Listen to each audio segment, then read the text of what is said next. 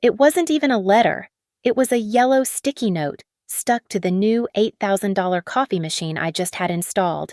10 years of marriage, 5 years building an empire, all reduced to a post-it. Things aren't working. I'm suffocating. I need my own path. Jay, he thought he was leaving a prison. He had no idea he just handed me the keys to everything. My name is Eliza Vance. I am 42 years old, and at 7:05 on a Tuesday morning, I was standing in my kitchen in Denver, Colorado, staring at that note. Our kitchen is a multi-million-dollar masterpiece of glass and brushed steel in Cherry Creek, a monument to our success. But the note was just a cheap yellow sticky. My husband, Julian, who is 44, is the CTO of Nexus Glyph. I am the COO. He is the genius, the public face, the visionary who charms venture capitalists.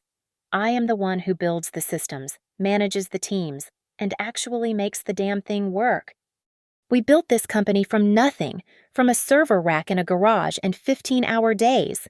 The real shock, the part that settled like ice in my stomach, was not that he was leaving. I had felt the distance growing for months, like a hairline crack in a foundation. The shock was the cowardice, a sticky note, as if he was running out to buy milk, not detonating our entire shared existence.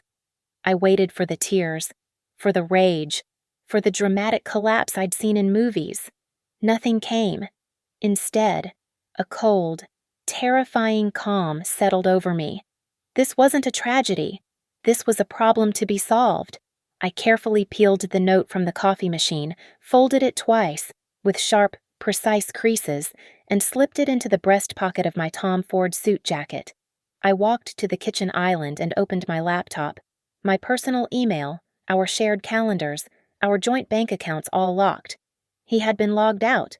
Julian was meticulous in his personal escape. But he made one critical mistake. He forgot who built the infrastructure of our company. He forgot that I have admin access to every byte of data on the Nexus Glyph servers. I didn't need to dig. I just needed to look. I ran a simple search on our expense ledger for the last 6 weeks. There it was a series of consulting fees, adding up to $150,000, paid out to a vendor I'd never heard of. Sky Unlimited. The name sounded ridiculous, like a bad spa. A single Google search led me to an Instagram profile. Public, of course. Sky, 24, spiritual thinker, lifestyle artist.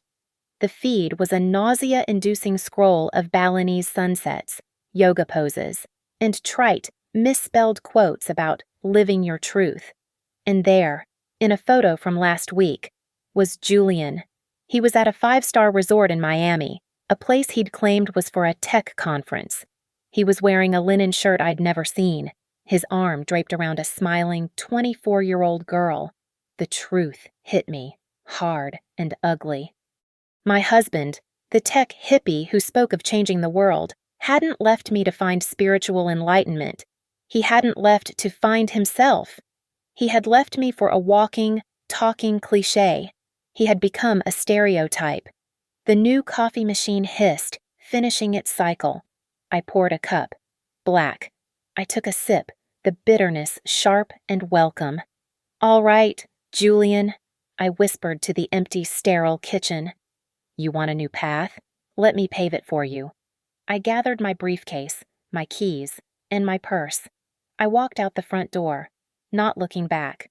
I arrived at the Nexus Glyph office complex at 8:30 a.m., not 1 minute late. The moment I stepped out of the elevator onto the main floor of Nexus Glyph, the silence was absolute. The usual morning buzz of keyboards and quiet collaboration died instantly. Every single eye in the open-plan office turned to me. I could feel the whispers, like an electric current, clinging to my back as I walked the length of the floor. The rumor mill had clearly been working overtime since 7:30 a.m., when Julian had failed to materialize for his standing-room-only inspiration meeting. I kept my chin up, my gaze fixed forward, my pace steady. My heels clicked on the polished concrete, a rhythm of pure business. I was not a woman grieving. I was an executive arriving at work. I walked past his office. The glass door was closed, the lights off. His desk, usually a chaotic mess of tech journals, half-finished coffee mugs, and frantic whiteboard diagrams, was completely bare. The only thing left was his chair. It was a custom-ordered Herman Miller embody, a garish shade of blue he claimed fostered creativity. He had spent weeks agonizing over the selection. Now, sitting starkly empty in the dark room, it just looked pretentious. A $5,000 monument to an absent ego. I did not stop. I did not go to my own office. I walked straight to the central atrium. "Sarah," I said to my assistant, who was trying to look busy and failing. "Call an all-hands meeting. Main atrium. 5 minutes." In exactly 5 minutes, all 52 employees were assembled, shuffling nervously. The air was thick with speculation, fear, and for some, a morbid curiosity. I stepped onto the low platform we used for announcements, the one Julian loved to use for his rambling, hour-long monologues about changing the paradigm.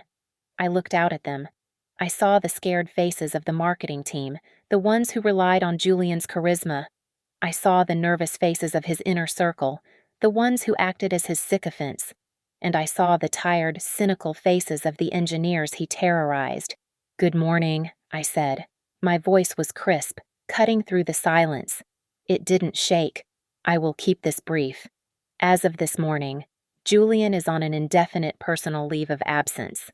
I let that hang in the air. A few people gasped. One of the marketing interns looked like she was about to cry. "All operations at Nexus Glyph will continue as scheduled," I continued, my voice firm. "There is no change to our mission or our deadlines, effective immediately. I will be assuming direct oversight of all technical divisions in addition to my existing COO duties. My office is open for any operational concerns." I paused, scanning the room. I offered no apologies. I offered no emotional explanations. I did not mention the word wife. I am the chief operating officer. My job is to ensure the operation. This massive hole he had ripped in the company's leadership was just an operational problem. And I solve problems. "That is all," I concluded. Back to work. The silence broke. The crowd dissipated, but the reactions were clear. Julian's loyalists looked pale and terrified. Their protector, their pipeline to the top, was gone. But I also saw the others. The engineers, the coders, the quiet managers whom Julian had bullied, dismissed, or screamed at in public meetings. On their faces, I saw something else entirely, a sudden, profound relief. I turned to head to my office, but I was intercepted before I got there. "Eliza." It was David, our lead systems architect. David was brilliant, quiet, and had the unfortunate habit of being right, which meant Julian had treated him like an idiot for the past 3 years. "Yes, David." I stopped, giving him my full attention. He looked nervous, glancing down the hall to ensure no one was listening. Julian, he took the latest code build." I held his gaze. My heart didn't even quicken. "The Phoenix build." David nodded, his eyes wide with the implication of the theft. The whole thing, the core code. He accessed the main repository at 2:13 a.m. from an external IP. I saw the alert when I logged in. I thought you should know. I felt a flicker of something, a cold satisfaction. "I know." He looked confused. I had watched the logs live from my kitchen laptop, a cup of coffee in my hand. I had let him. "Thank you, David," I said, putting a hand briefly on his shoulder. "That's good information. I'll handle it." He hesitated. "What about the Kestrel project Julian was about to shelve it? He said it was boring." "He was," I said. "He was wrong. Kestrel is now our #1 priority. I want a full diagnostic and a viable pathway on my desk by Monday. Can you do that?" A spark of genuine excitement lit his face, the first I'd seen in years. "Yes, absolutely. Thank you."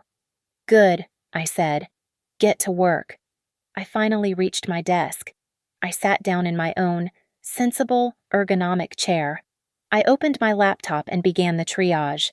This was not a wife discovering betrayal. This was a manager cleaning up a toxic employee's sudden, messy departure. I pulled up Julian's project boards, his responsibilities, his team allocations. It was a complete disaster of half-started ideas, competing priorities, and expensive vanity projects abandoned because he got bored. I started reassigning. I delegated his primary research to David's team. I killed 2 of his pet projects that were bleeding money and had no clear path to market. I promoted a junior manager he'd overlooked because she wasn't dynamic enough. By noon, his entire digital presence in the company had been neatly, surgically excised and redistributed, and as I looked at the new, streamlined workflow, a startling realization hit me. The company wasn't weaker without him. The chaos was gone. The fear was gone. For the first time in years, Nexus Glyph felt efficient. It ran better without the genius. I spent the entire afternoon cleaning house. Not my house, but the company's. By 5 o'clock, Julian's operational chaos was gone, replaced by streamlined efficiency. But I knew the real battle wasn't on the server. It was in the boardroom. The capitalization table for Nexus Glyph was simple and dangerous. As co-founders, Julian and I each held 30%. The remaining 40%, the deciding vote, belonged to our only 2 angel investors, Mark Thompson and Lena Petrova. Mark and Lena were Denver tech royalty, old guard money from before the first dot-com bubble burst. Crucially, they were old family friends of Julian's father. Julian had always treated them like a pair of doting, senile relatives. He took their investment, cashed their checks, and assumed their 40% was, by default, his 40%.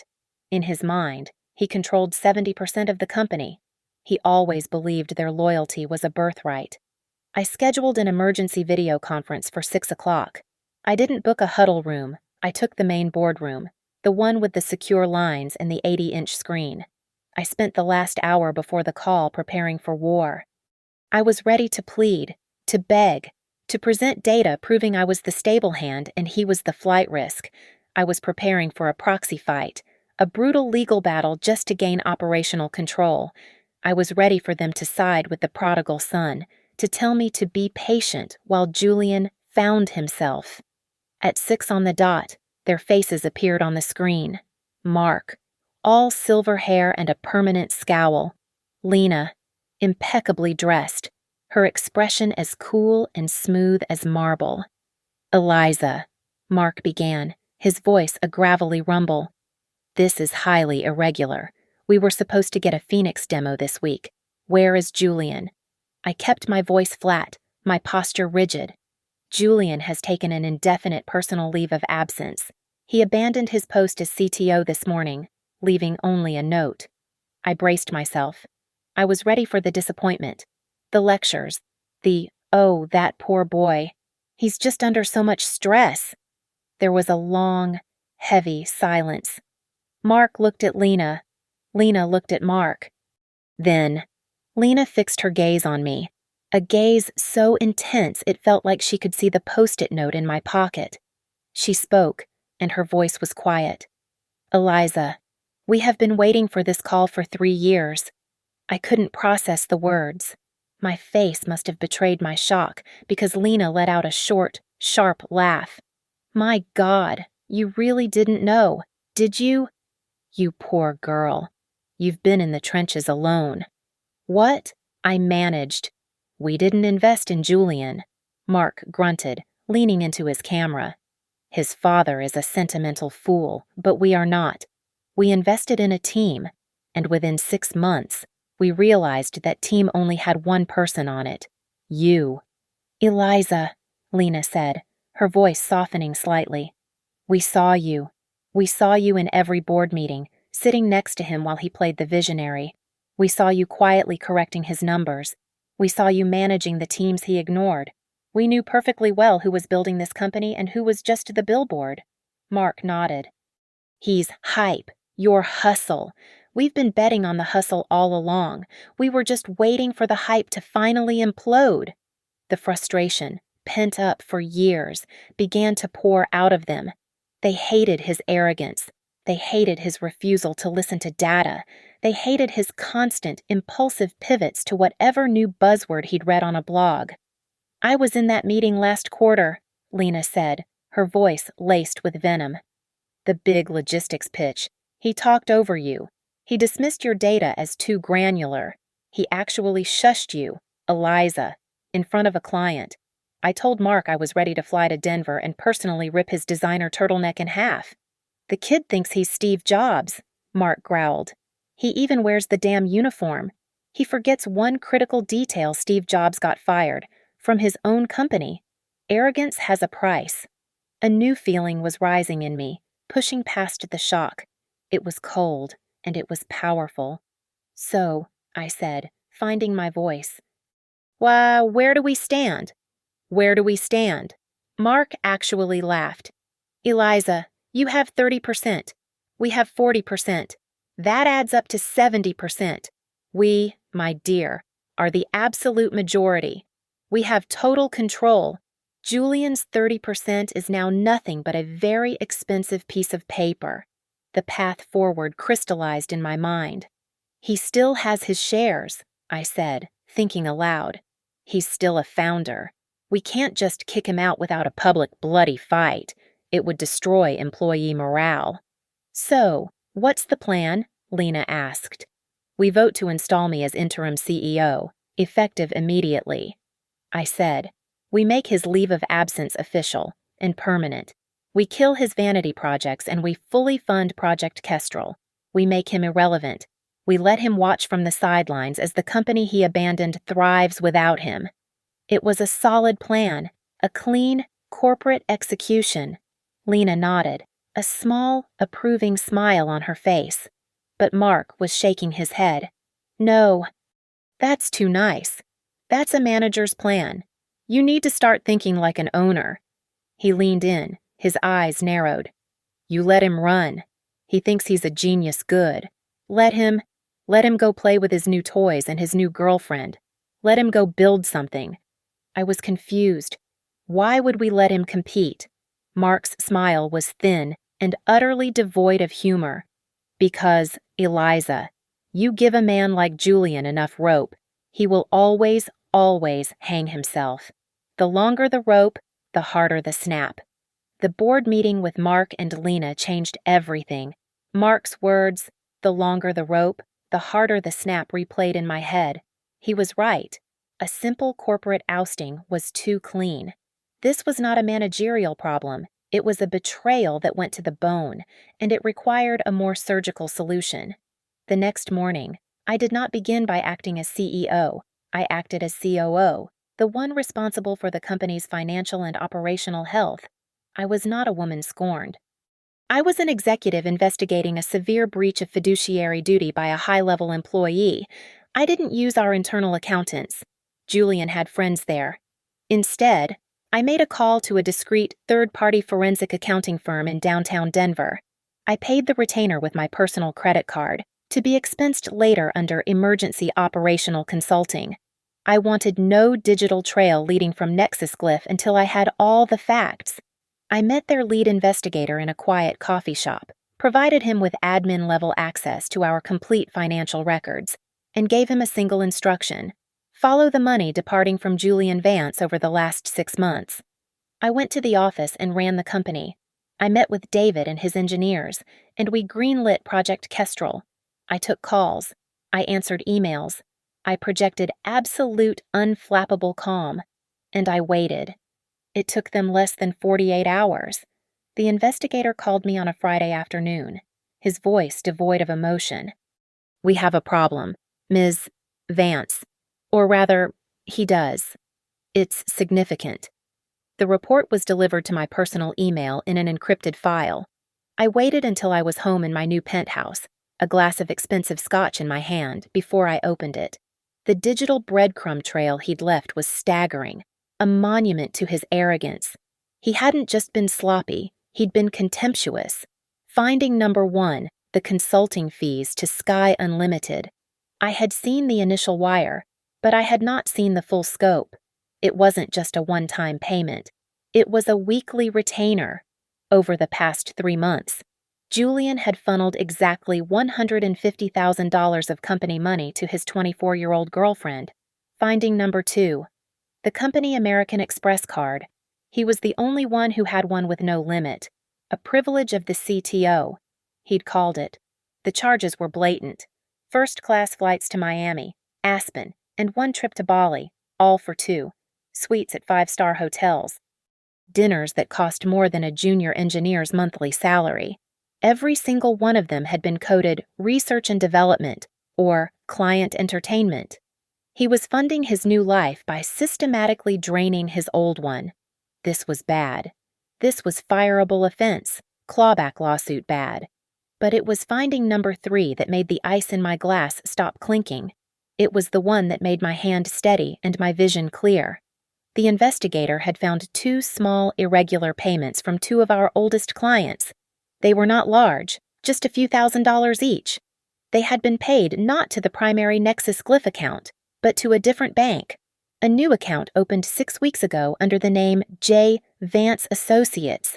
This was not infidelity. This was not even just stealing. This was embezzlement. This was wire fraud. This was a federal crime. Julian hadn't just left me.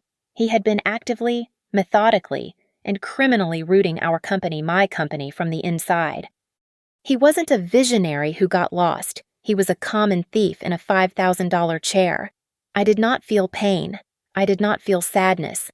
I felt an anger so pure and so cold it was almost serene. It was the anger of a creator watching a vandal try to spray paint his name on a masterpiece. I spent the next 2 hours downloading every file, every bank statement, every expense report, every miscoded receipt, every wire transfer. I copied the server logs showing him taking the Phoenix code. I put all of it onto a single encrypted military-grade hard drive. The case was clear, undeniable, and utterly damning. The next morning, a Saturday, I called Arthur Kravitz, the lead counsel for Nexus Glyph. I met him at his silent, polished mahogany office. I did not cry. I did not rage. I simply slid the hard drive across his desk. "Julian is a flight risk and a criminal," I said. "This drive contains everything you need to know." Kravitz, a man who charged $900 an hour, plugged it in and read. His face remained impassive for 20 minutes. Finally, he unplugged the drive, laced his fingers, and looked at me over the top of his expensive glasses. His expression was impossible to read. "Well, Ms. Vance," he said, his voice a dry rasp. "This is comprehensive. This provides us with many options. The question is, what do you want, a divorce or a war?" I stood up, gathering my coat. I looked him dead in the eye. "I want my company." Kravitz was a man of calculated measures. The hard drive I gave him was a cudgel, a brute force weapon. The embezzlement and fraud were clear-cut, enough to put Julian in a courtroom, probably in handcuffs. But Kravitz, being the $900 an hour pessimist that he was, knew a criminal case was messy, public, and didn't guarantee I'd get what I wanted my company, intact. "A war is expensive, Eliza," he told me in a follow-up call, his voice dry. "A divorce is just as bad. What we need is a fait accompli, a pre-won battle." So he went digging. He didn't just review the last 6 months of fraud. He went back 5 years, to the very beginning. He reviewed the articles of incorporation, the initial funding documents, and every single contract signed when Nexus Glyph officially became a legal entity. On Monday, he called me again. "I'm in the main boardroom," he said. "Get Mark and Lena on a secure line. I have found what you might call the treasure." The 4 of us convened, 2 of us in the room, 2 on the massive screen. Kravitz had a single thin folder on the polished table in front of him. He slid it open. "This," he said, holding up a single document, "is Julian's original executive employment contract, dated 5 years ago." I remembered the day it was signed. It was during our Series A funding. We were drowning in paperwork. "Julian, high on his own visionary persona, was busy designing the new logo and talking to tech bloggers. He dismissed the stack of HR documents and legal contracts as boring details. He famously scrawled his signature on dozens of pages without reading a single one, saying, "That's what I have you for, Eliza. Handle the fine print." I had, and so had Kravitz. Julian was so busy negotiating his title as Chief Technology Officer and his company car allowance, Kravitz explained, that he never read the boilerplate, specifically Section 5, Subsection C, the Intellectual Property Clause. He put the page on the document camera, and the text filled the screen. It was dense legalese, but the core of it was brutal. To summarize, Kravitz said, this clause states that any and all code, ideas, processes, or trade secrets developed by Julian Vance during his term of employment, whether conceived on or off company property, using or not using company equipment, during or outside of working hours, are the sole and exclusive property of Nexus Glyph. A profound, heavy silence filled the room. Mark, on the screen, just stared. Lena's eyes widened, just slightly. It was I who said it, the two words falling from my lips. The Phoenix Code. Precisely, Kravitz said, a shadow of a smile touching his thin lips. He thinks he stole our most valuable asset. He did not. He merely, as an employee, took a copy of company property, which he has no legal right to use, sell, or leverage in any way. The embezzlement was a crime. But this was a trap, a beautiful, perfect, ironclad trap. He forgot, I whispered, the audacity of it finally hitting me. He was so busy being a sage, so convinced of his own divine inspiration that he forgot he had signed away that inspiration for a salary and a benefits package. Mark's gravelly laugh crackled through the speakers. The little idiot! The arrogant little idiot! He signed it. So, Lena said, her mind already moving ahead. What is the plan? Kravitz looked at me. The old plan was to bring the hammer down, to sue, to press charges, to freeze his assets. I thought of Mark's words. The longer the rope, the harder the snap. The plan, I said, my voice as cold and clear as the glass tabletop, is that we do nothing. Mark and Lena looked at me, confused. Kravitz just watched, waiting. We do not call him, I continued. We do not send a single email. We do not freeze his accounts. We do not alert the clients whose money he stole. We will make those clients whole from our own funds, quietly.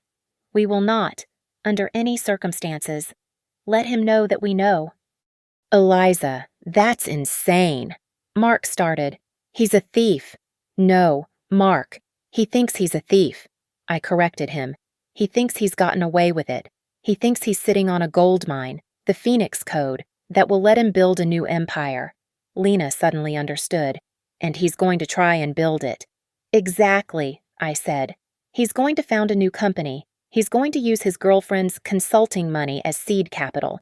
He's going to pour every cent he has, and every cent he stole, into developing our intellectual property. Kravitz nodded, catching on. He will be building a company, from the ground up, that legally belongs to Nexus Glyph. Every line of code he writes, every dollar of investment he raises, will be based on a foundation that is, and always has been, ours. We would let him have his freedom. We would give him the new path he so desperately wanted. We would let him work, and stress, and build, and raise, and succeed.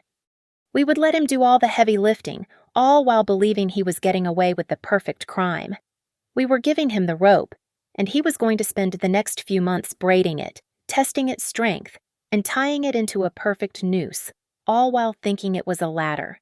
2 months passed.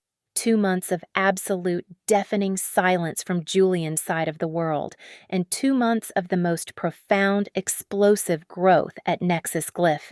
The day after my meeting with Kravitz, the board Mark, Lena, and myself held an official, albeit remote, vote. Julian's indefinite personal leave was formally accepted. I was unanimously voted in as interim chief executive officer. The interim was a legal formality. The CEO was a fact. The first thing I did was cut the rot. Julian's two pet projects, the ones that were nothing but buzzwords and black holes for cash, were terminated. I moved that budget and the newly freed up engineers directly onto Project Kestrel. Julian had always hated Kestrel, calling it boring utility work. It was a complex logistics platform, true, but it was also potentially revolutionary. Our biggest potential client, a global shipping conglomerate, had been interested. Julian had fumbled the deal in the final stages. His exact words, I recall, were, "I just can't stand their CEO's attitude. He's a dinosaur." I called the dinosaur back. He was a tough, no-nonsense man in his late 60s. I flew to New York, alone. I didn't give him a vision. I gave him data. I showed him exactly how Kestrel could optimize his fleet, saving him, by my calculation, upward of $50 million in the first 3 years. He didn't care about my attitude. He cared about my math. We hammered out the details in a single 6-hour meeting. I flew back to Denver with the largest contract in Nexus Glyph's 5-year history signed, scanned, and already uploaded to our server. The change in the office was palpable. It was like a long, low-grade fever had broken. Without Julian's volatile presence, his 4-hour rambling inspiration meetings that killed entire afternoons, his sudden, screaming tirades over font choices, his culture of pitting teams against each other, people just worked. The fear was gone. David's team, now empowered and funded, was innovating at a speed I'd never seen. The sales team, armed with a product they could actually sell Kestrel instead of a vision they had to apologize for, was energized. Our productivity, as measured by every metric I valued, shot up by 30%. People took their lunch breaks. They left at 6. They were happy. My life outside the office changed just as fast. I put the Cherry Creek house on the market. It was in both our names, but I had my lawyer, Kravitz, handle the paperwork. He found a standard spousal separation agreement Julian had signed years ago during a post-nup negotiation he'd initiated and then gotten bored with. In his haste to prove a point about trust, he'd signed a document that gave me full power of sale on our primary residence in the event of a spousal abandonment. He had signed it without reading it. The house sold in 3 days, for cash, in one of the hottest markets in the country. I took my half of the proceeds and moved into a stunning glass penthouse downtown, one with views of the mountains, not of a high-maintenance lawn.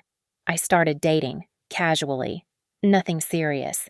Just dinners with interesting men who asked me questions about my day and actually listened to the answers. I had forgotten what that felt like. To be heard. To not have every conversation revolve around someone else's fragile, massive ego. I was no longer Julian's wife, the quiet, competent woman standing in the shadow of the genius. I realized, as I stood in my new office, looking down at the city, that I was the genius. I was always the genius. I had just been too busy managing his. The final proof came in an email. The editor of the Denver Tech Journal. They wanted to do a cover story on me, on the unbelievable turnaround at Nexus Glyph. They wanted to name me Woman of the Year in their upcoming issue. I closed the email and looked at the mountain range, sharp and clear in the autumn air. A profound sense of release settled over me, so total it was almost dizzying. I had not realized how small I had made myself, how much oxygen I had given up. I had not been in a marriage for 10 years.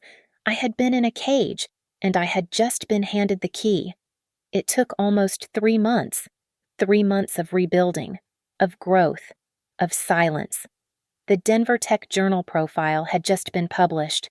My face was on the cover.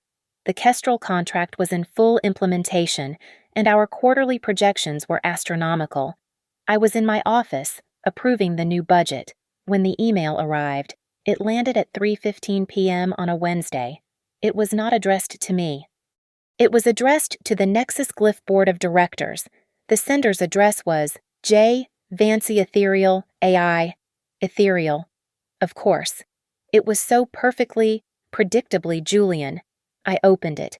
I could almost hear his voice, that smug, smooth tone he used when he was about to ask for something impossible. Dear Board, it began. It has come to my attention that Nexus Glyph has somewhat stagnated in my absence. While I have been away on a personal journey of innovation, I have successfully developed a new, revolutionary artificial intelligence platform. It is based on the Phoenix conceptual framework I developed independently, on my own time. This technology, ethereal, AI, is poised to become the new global standard. I had to pause, a slow, cold smile touching my lips. Independently. On my own time. The lies were so blatant, so lazy. He was counting on us being stupid. The email continued. Out of respect for the company I founded, I am prepared to make a generous offer. I am willing to allow Nexus Glyph to be the primary seed investor in ethereal AI. I am offering you an exclusive first-look opportunity to purchase a 20% stake for a simple $10 million investment. I did the math in my head. He had just given his fantasy company a $50 million valuation. I must advise you to act with all due speed, he concluded. I am already in late-stage negotiations with a major Silicon Valley venture capital firm, and they are prepared to meet my valuation. However, out of a sense of loyalty, I am giving you the first right of refusal. Please signal your interest within 24 hours. He was trying to sell us our own property. He had stolen our code, packaged it in a new, ridiculous name, and was now trying to sell it back to us for $10 million, all while using a fake offer from a non-existent VC to create a false sense of urgency. It was the most arrogant, stupid, and utterly Julian-esque thing he could have possibly done.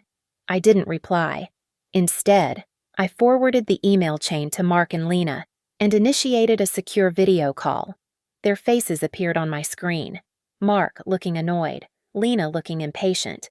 Eliza, this better be good. I'm in a... Mark started. Read the email I just sent, I said. I watched them both in silence as they read. Mark's face went from annoyed to confused to utterly, blankly astonished. Lena's eyes, however, just narrowed, like a predator spotting a particularly slow-moving target. The silence lasted for 5 full seconds. Then Mark let out a noise, a strange, choked sound. It built into a deep, barking laugh that shook his shoulders.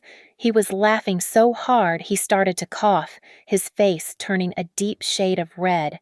He can't be, Mark sputtered, wiping a tear from his eye. This has to be a joke, a $10 million... He's selling us our own car. He isn't just selling, Lena said, her voice a blade of pure, cold steel. He's insulting our intelligence. He's assuming we are so inept, so stupid, that we wouldn't see it. He's assuming you, she said, looking at me, are a weeping mess who can't function, and that we are 2 old fools loyal to his father. He thinks we're idiots. He's running out of money, I said, my voice flat. The $150,000 he stole from us and the money he drained from our joint accounts is gone. Sky's lifestyle isn't cheap. He needs a fast infusion of cash, and he thinks we're the easiest mark. So, what's the play? Mark said, his humor fading into a growl. We send Kravitz. We hit him with the cease and desist right now. We call the police and have them waiting when he lands at the airport. No, I said, a plan forming, cold and perfect. That's too easy. He's not just stealing. He's soliciting. He's committing wire fraud by lying to investors about his company's assets and its other interested parties. He's not just a thief, he's a con man. And he wants to give a presentation. I looked at them both. I want him to give his presentation. I want him to do it in our boardroom. I want him to stand up and, in front of witnesses, demonstrate his grand theft. I turned to my keyboard and clicked reply. Mark started giggling again, realizing what I was about to do. I typed, Julian, This sounds fascinating. The board is very impressed. We would be delighted to receive a full presentation. How is next Tuesday at 10 a.m., our main boardroom?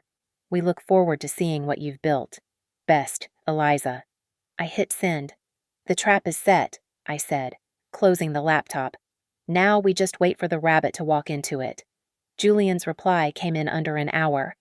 10 a.m. on Tuesday is perfect. Please have your key decision makers present. My time is limited. J. The arrogance was so thick I could almost smell it through the screen. He wasn't just confident, he was triumphant. He thought this was his victory lap. He thought he was coming in to negotiate the terms of our surrender, to either sell us our own tech or, even more likely, to get us to pay him not to compete with us. He thought he was the visionary, returning to the cave to enlighten the peasants he'd left behind. He had no idea he was a lamb, booking his own appointment at the slaughterhouse. I spent the next 6 days preparing for a show, not a meeting, a show. Every piece had to be in its precise place. My first call was to Kravitz. He's coming in, I said. Tuesday, 10 a.m. He's going to present the Phoenix Code. I'll be there, Kravitz said, his voice flat. What's my role, observer, or executioner? Executioner, I said. I want 2 folders on that table. Arthur. Folder A, a complete cease and desist order, citing the IP contract, and a civil complaint for damages. Folder B, the other one, the complete, non-redacted forensic report, the wire transfer receipts, the bank statements for J. Vance Associates, and a formal criminal complaint ready to be filed with the district attorney for embezzlement and wire fraud. I want him to see both. That's a heavy-handed play. Eliza, it's full-on thermonuclear war. He's the one who brought the bomb, I said. I'm just pointing it back at him. My second call was to David, my lead architect. I called him into my office and shut the door. David, I said, I need you in a meeting on Tuesday. Our former CTO will be presenting a new, revolutionary technology. I need an expert witness in the room who can, if asked, confirm the origins of the code he'll be demonstrating. David's face, usually so mild, hardened. He had spent 3 years being called an idiot by the man who had stolen his team's work. I will be there, he said. It will be my pleasure. My third call was to building security. I spoke with the head of our corporate security team.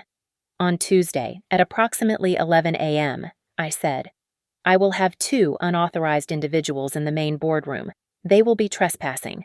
I will need a 2-man team to be on standby on our floor, and when I give the signal, which will be a call to your desk from my assistant, they are to come in and escort these individuals from the property. Quietly, but firmly. No exceptions. My final move was the most important. Julian had made a critical error he'd bluffed. He'd mentioned a major Silicon Valley VC. The tech world, especially at that level, is tiny. I had my suspicions. I made a call to Cynthia Ruin, the CEO of OCV Capital. We had sat on a Women in Tech panel together 6 months ago. Eliza, she answered, her voice all business. Good to hear from you. That Kestrel contract was a killer move. Congratulations. Thanks, Cynthia. I'm calling for a strange favor. Have you, by chance, been pitched a new AI company called Ethereal AI by a Julian Vance? There was a pause. Then Cynthia let out a sharp, cold laugh. Vance. Yeah, he and his assistant, or whatever she was, pitched us last week. A complete waste of time. My blood ran cold. Oh, why is that? It was just off, Cynthia said. He had all the right buzzwords, but the tech looked familiar. Too familiar. It felt like he'd just put a shiny new interface on a much older, more robust system. When my tech lead started drilling him on the core architecture, he fell apart. Couldn't answer the basic questions. He got defensive, said we didn't get the vision. We passed before he'd even finished his coffee. Why, I had the final piece, the last nail. Just a professional curiosity. Cynthia, you've confirmed everything I need to know. I owe you one. Go get him, Eliza, she said, and hung up. He hadn't just lied, he had lied, and he had failed. That night, the night before the meeting, I slept a full 8 hours. I woke up, went to the gym, and drank a calm, quiet cup of coffee on my balcony, watching the sun rise over the mountains. This was not a personal revenge. This was not a wife's anger. This was a CEO's duty. I was protecting my assets, my board, and the 52 employees who depended on me to keep the company stable. This was a hostile actor, and I was neutralizing the threat. I went to my closet and chose my suit. Not black, that was for funerals. I chose a custom-tailored suit in the deepest, darkest navy blue, the color of business, the color of authority, the color of a deep, cold ocean. At 10 a.m. on the dot, the heavy glass door of the main boardroom hissed open. I had taken my seat not at the side, but at the absolute head of the massive 20-foot mahogany table. To my right sat Kravitz, his 2 folders placed perfectly parallel in front of him. To my left sat David, his hands clasped, looking straight ahead, and flanking us, filling the room with an authority that was palpable, were Mark and Lena, who had both flown in for the occasion. They hadn't wanted to miss this. Julian and Skye entered. He had actually done it. He was wearing a black mock turtleneck, a pair of artfully distressed designer jeans, and an absurdly expensive blazer. He was a perfect, pathetic caricature of the tech messiah he so desperately wanted to be. Beside him, looking like a lost flamingo, was Skye. She was poured into a fuchsia pink pantsuit that was about 3 sizes too tight and a decade too old for her. She looked less like a spiritual thinker and more like an intern from a 90s legal drama. She clutched a rose gold iPad to her chest like a shield. Julian strode in, his fake visionary smile already in place, but he stopped dead about 5 feet into the room. His eyes darted from me, at the head of the table, to Mark, to Lena, and then settled, with confusion and a flicker of anger, on Kravitz and David. He had clearly expected a small, emotional meeting with his grieving wife, perhaps with the doting investors on a video call. He did not expect a firing squad. For a single, beautiful second, he was completely off balance. His smile faltered, his posture stiffened, but Julian's arrogance was a force of nature. It was the armor he wore against his own mediocrity. He recovered in a heartbeat, his smile hardening into a smirk. "Well," he said, his voice echoing slightly in the large room. "A full house. Good. This saves time. No need to repeat the good news." He gestured to the head of the table, where I sat. "Eliza, you're in my chair." "I'm the CEO, Julian," I said, my voice flat. "This is my chair." A flicker of annoyance. He clearly hadn't read the press releases. He and Skye took seats at the far end of the table, looking small and isolated. "Right," he said, forcing a jovial tone. "Let's get to it." He nodded at Skye. She fumbled with the iPad, her hands shaking slightly, and finally managed to connect to the 80-inch display at the front of the room. The logo for Ethereal AI appeared. It was a wispy, purple cloud. For the next 20 minutes, Julian was in his element. He stood, he paced, he performed, he used his hands.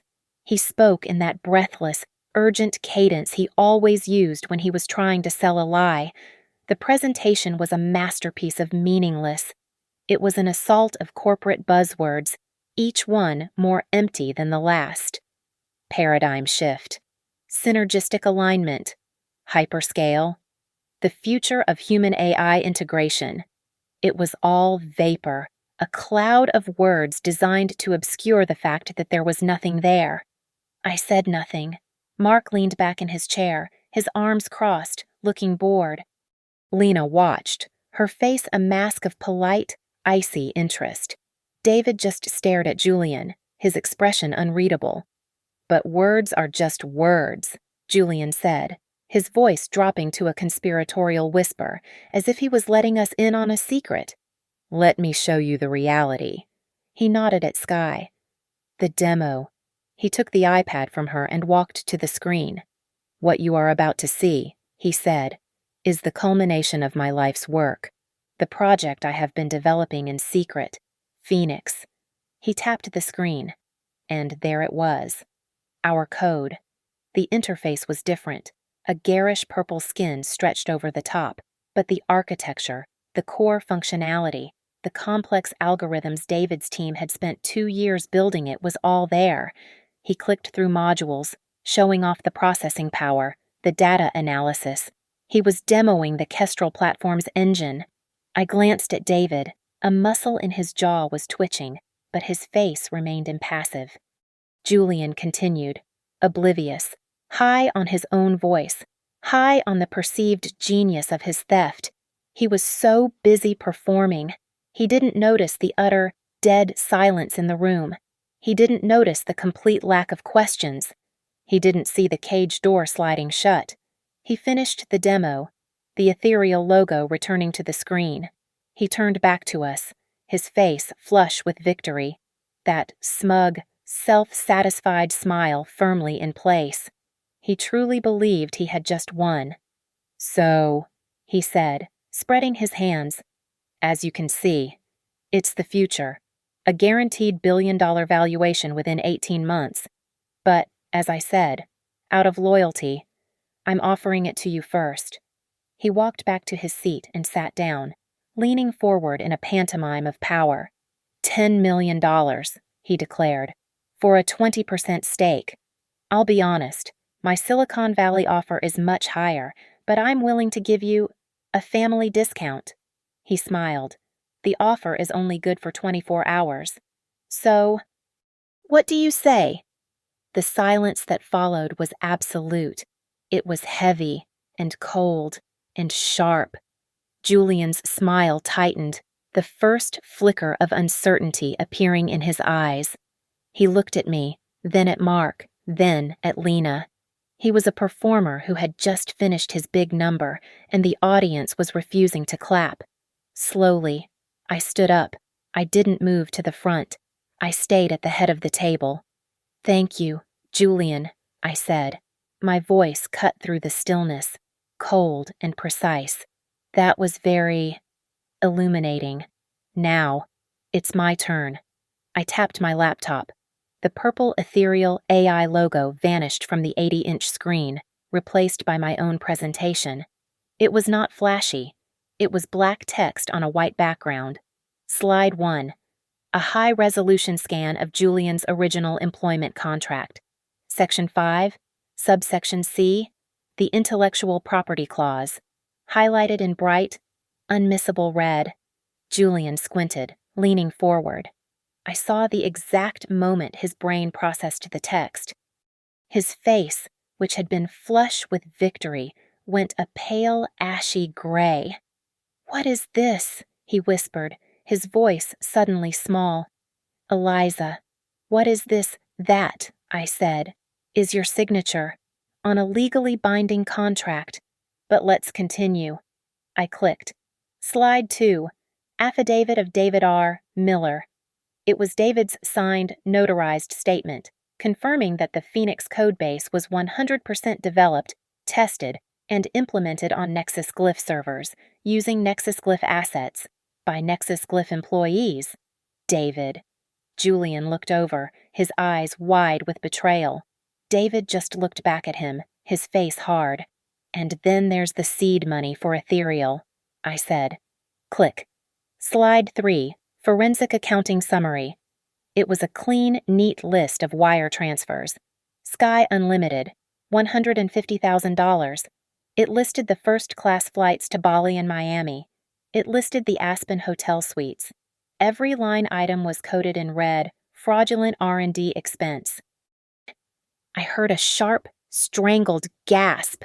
It wasn't from Julian. It was from Sky. "Julian," she said, her voice high and shaky. "What is that?" "You told me that was your personal money. You said you were a silent investor." Julian ignored her, his eyes locked on me, his breathing shallow. "Eliza, this is a misunderstanding. We can work this out." "Is it?" I clicked. Slide 4. the bank statements for J. Vance Associates. The 2 client payments clearly diverted from our main account. Kravitz spoke for the first time, his voice a quiet rasp that was scarier than any shout. That one, Julian, is called wire fraud. It's a federal crime. And finally, I said, your Silicon Valley offer. Click slide 5. A screenshot of my email chain with Cynthia Ruin, the CEO of OCV Capital. Dear Eliza, it read, to confirm we rejected Mr. Vance's pitch outright. The technology appeared stolen, and he was unable to answer basic architectural questions. OCV Capital has no interest and will not be meeting with him again. Julian didn't just sit down. He collapsed. He fell back into his chair as if his strings had been cut, his mouth open, his face a mask of waxy horror. Eliza, he stammered, his voice cracking. You can't do this. I looked at him, the man I had loved, the man I had built an empire with, the man who had tried to burn it all down to fund a midlife crisis. I felt nothing but a cold, clean sense of order.